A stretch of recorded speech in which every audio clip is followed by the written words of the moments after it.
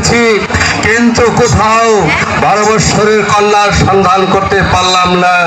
জ্যোতিষের গণনায় জানতে পারলাম তোমার কন্যা মা রূপবানের 12 বছর হতে চলেছে। তাছাড়া মা রূপবান রূপে গুণে অতুলনীয়, ধৈর্যশীলা এমনকি চরিত্রবতী। তাকে যদি আমার পুত্র রহিমের সাথে বিবাহ দিতে, তাহলে আমি ও বেগম উভয়ই সন্তুষ্ট হতাম। বেশ, বাদশার ছেলের সঙ্গে উজির কন্যার বিবাহ, এ যে বড় আনন্দের কথা মহারাজ। কিন্তু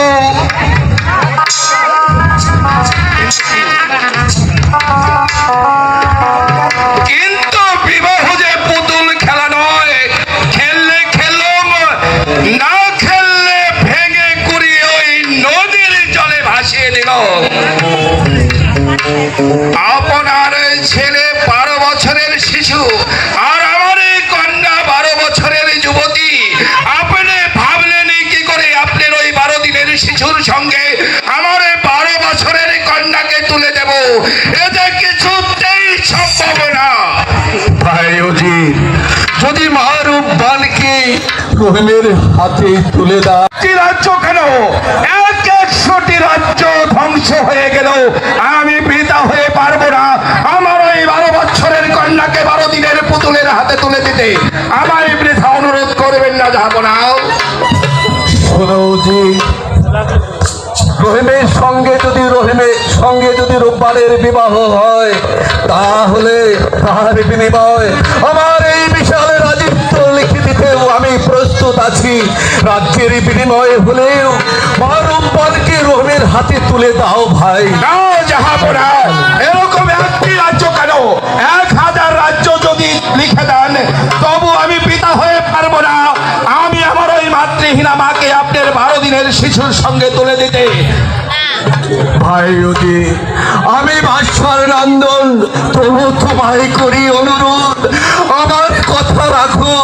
নতুবা আমার প্রাণাধিক পুত্র রহিমকে যে জীবিত রাখা যাবে না, এতে মনের অভিশাপ।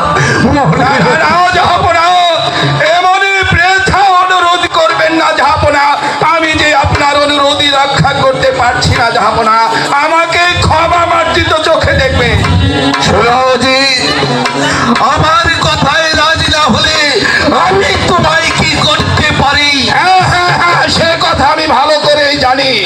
আপনি অন্যায় বিচারে আমার প্রাণদণ্ড দিতে পারেন, কিন্তু না এরকম একটি প্রাণী কেন, এই তুচ্ছ প্রাণের জন্য আমি আমার ওই মাতৃহীনা মায়ের কোনো সর্বনাশ করতে পারবো না। তার পূর্বে প্রয়োজন হলে আমার মাতৃহীনা মাকে গলা টিপে হত্যা করে ওই নদীর জলে ভাসিয়ে দেব। তাহলে তুমি আমার কথা শুনবে না?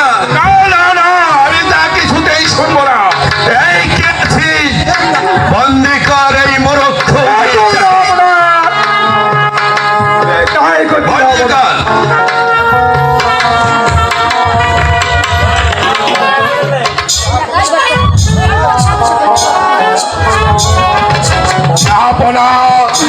আমাকে বন্দী করেছেন, তাতে আমার কোনো দুঃখ নেই, কিন্তু যাবার পূর্বে আমি আপনাকে একটি কথা অনুরোধ করে বলে যাচ্ছি।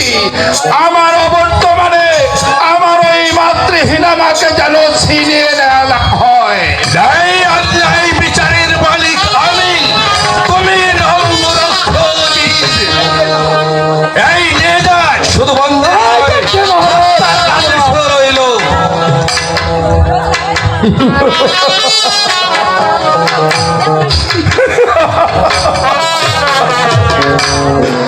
আপনি কি মনে করেছেন জাহাপনা উজিরের এই তুচ্ছ প্রাণের ভয়ে তার ওই 12 বছরের কন্যাকে আপনার ওই 12 দিনের পুতুলের হাতে তুলে দিবে? না, এ কথা যদি আপনি চিন্তাও করে থাকেন, সেটা আপনি